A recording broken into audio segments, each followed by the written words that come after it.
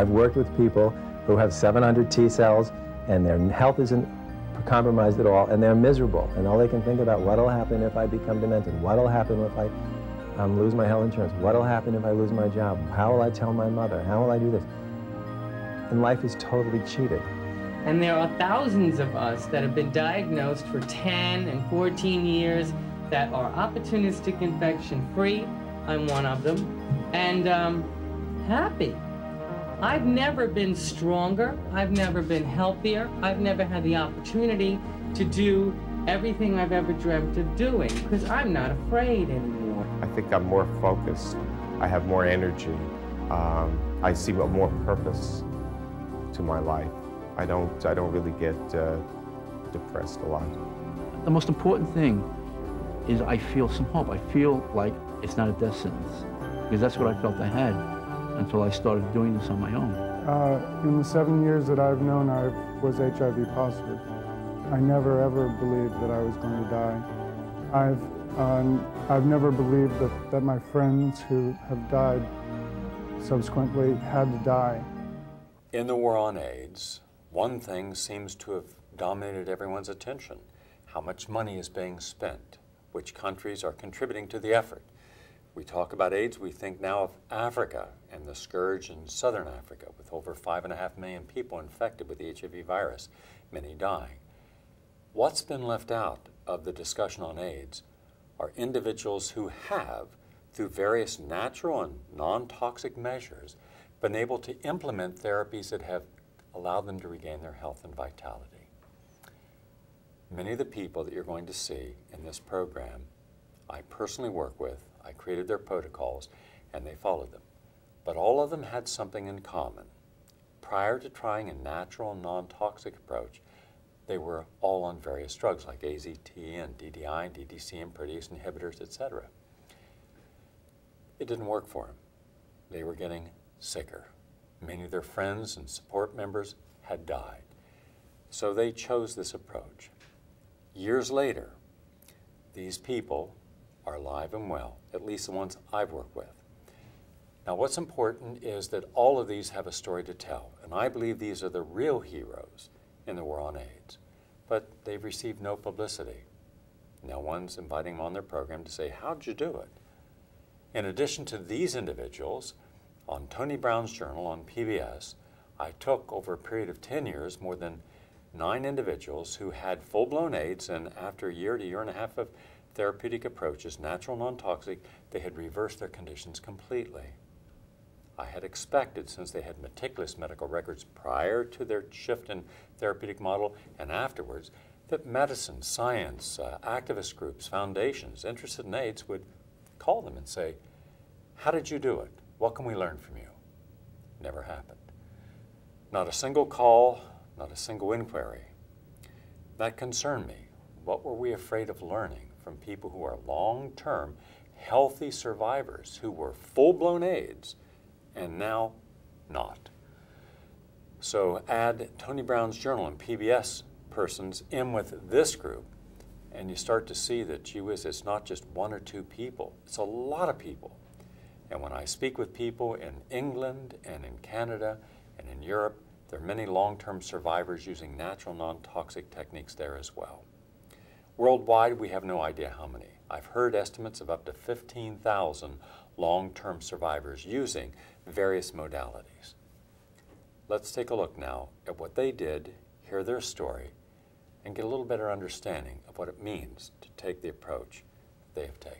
In 1988, I was first diagnosed with the HIV virus, and by 1989, August, I collapsed at work. I'll never forget that day.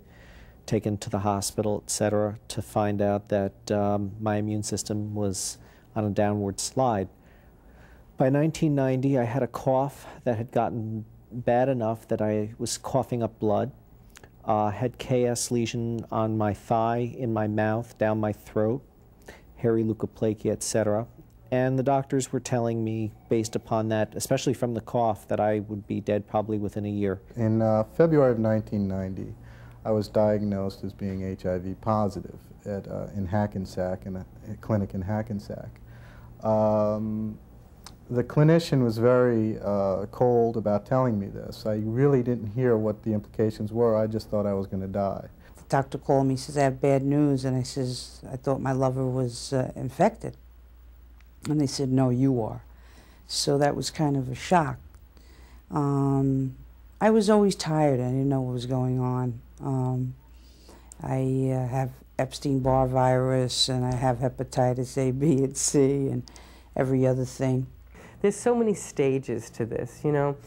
The onset of diagnosis is depression, there's anger, there's hatred, fear, why me, how could this happen to me? And what happens is, you know, your disease becomes bigger than you are. And then you're in trouble because you start watching AIDS movies and reading AIDS books, and your negative friends don't want to deal with you anymore because it's now consumed your life, AIDS. Found out about a year ago that I was HIV positive.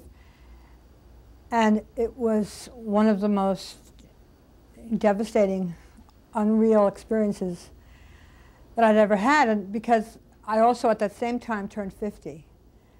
And somehow it just didn't seem to go with my life or me and who I was, and I had to bring back into focus everything about who I was and what I was going through in terms of not only my age, but my health, and all those factors seemed to combine.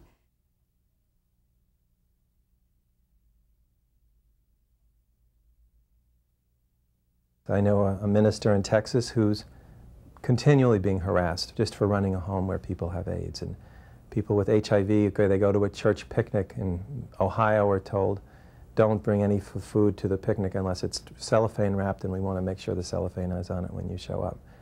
And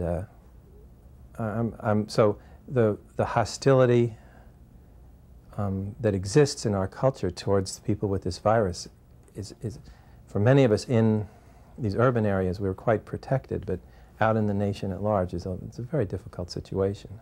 The fact is that there are those of us that now can't get life insurance, can't get mortgage insurance, are being discriminated against because of the fact that we were diagnosed as having a disease and we could live now for 50, 60, 70 more years, but because of the fact that maybe we went out on disability or whatever, we were diagnosed as having that disease, we cannot do anything about it. I can't get a mortgage because of it. I'm colonized with a Pseudomonas, and I've had this for about 15 years, way before the HIV. And that's the only problem that I've had, other than, you know, I keep getting infections because I'm colonized. And just recently, when the CDC expanded the definition of AIDS, now I have AIDS. You know, and meanwhile, I've been dealing with this for like 15 years. I'm a retired chef. I lost my job because of my disease. I don't even want to say disease, because of my illness. My lover didn't want me anymore. I lived very, very well. I lost my job, my lover. I had to move. I moved twice in 6 months. I'd found a woman and spent some time with her, and she tested positive after me, and we split up because of that, and I lived on West Harlem. So here I am. I went from president of my own corporation in New Jersey to a bike messenger living on 136th Street with rats and with a broken leg, well, broken kneecap, and living on $400 of disability because as a bike messenger I was an independent contractor and I had no means of employment. So I started digging in the garbage for 5-cent nickel deposit cans out of the garbage and to refund them to supplement my income. Being totally healthy the whole time, despite a broken leg, and I thought I was going to die.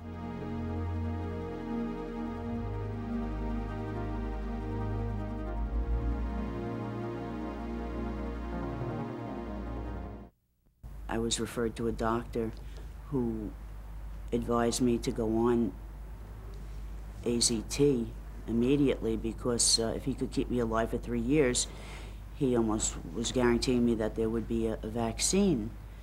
I did go on the medication, and I had no side effects. I handled it well, but I just was something in my body was telling me not to take it. Don't take it. It wasn't political. It wasn't anything that I read. It was just a feeling that I had, and I did just discontinue taking the medication. and my T cells remain up there in around the 1500 range. You know, upon my first diagnosis, I was given a prescription of 1,200 milligrams a day of AZT, which now, by the way, we realize causes horrendous things in the body, and that was it. So I did the nucleoside run, did everything they tell me to do. Everything made me very, very ill. Now, when I first got to the doctor, I really wasn't that sick. Then I started getting sick, and I said, well, this cannot be right. My body does not want this. When I first was diagnosed, the doctors were like, well, I want to put you on AZT. And I said, no, I don't want to do that. I want to live my life. I don't want to die. And I feel like I've made the right decision. I was surrounded by 3 rubber-gloved, white-coated clinicians at Bergen Pines Hospital in Bergen County, New Jersey, and was told that early intervention was of extreme importance, that not doing anything was folly. Well, after protesting about 3 times in a row, I bolted out of there and prepared to die. When I started taking it, I broke out with herpes inside my mouth, inside my nose, all over my lips, and it was like all I wanted to do was sleep. I didn't want to get out of bed. I had pains. I knew going through the detox of drugs, my body well enough to know that AZT after several weeks was horrible for me. I am taking AZT, and I'm taking acyclovir. I don't like it, and that's what brings me here, to come back to the fundamentals of taking care of my body and my mind together. It wasn't until '89 or so when this real shaky research I felt came through saying that if your T4 cells have gone below 500, you should be on AZT, and the implication was that people who chose not to do that were being irresponsible. Everything they'd given me didn't work, and they gave me a new name. They labeled me nucleoside sensitive. So there's a genre of us that are nucleoside sensitive. So what do you do now? You know, I can't take their drugs. My body didn't want their drugs, you see, but that was fortunate that I really took that as a good sign.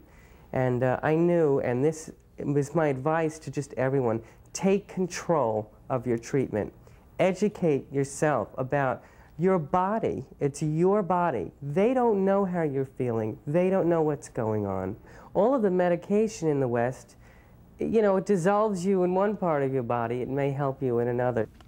I started getting sick around 1985 after I was exposed to defoliant C while in service.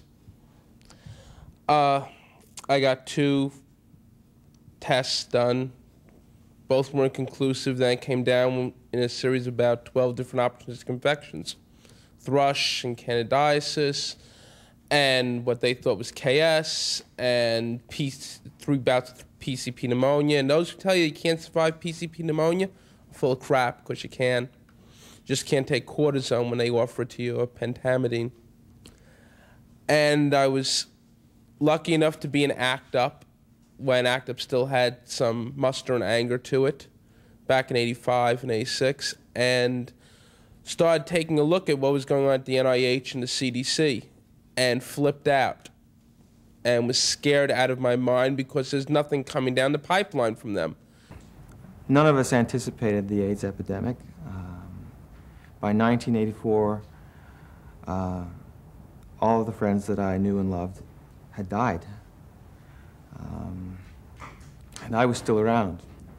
From the experience of my friends who've died having used AZT or any of the other pharmaceuticals that doctors love to prescribe for AIDS, I've also read a lot of information about AZT.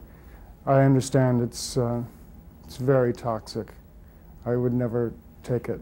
God willing, I will never take AZT. I would say that approximately 70 to 75% of my friends are no longer around. 4 years ago, I had perhaps one close friend.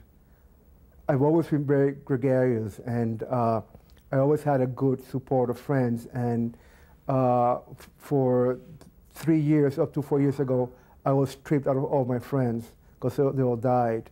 So all in all, I've known probably like about 15 people. So that's a lot of people for one person to know to have died of this illness.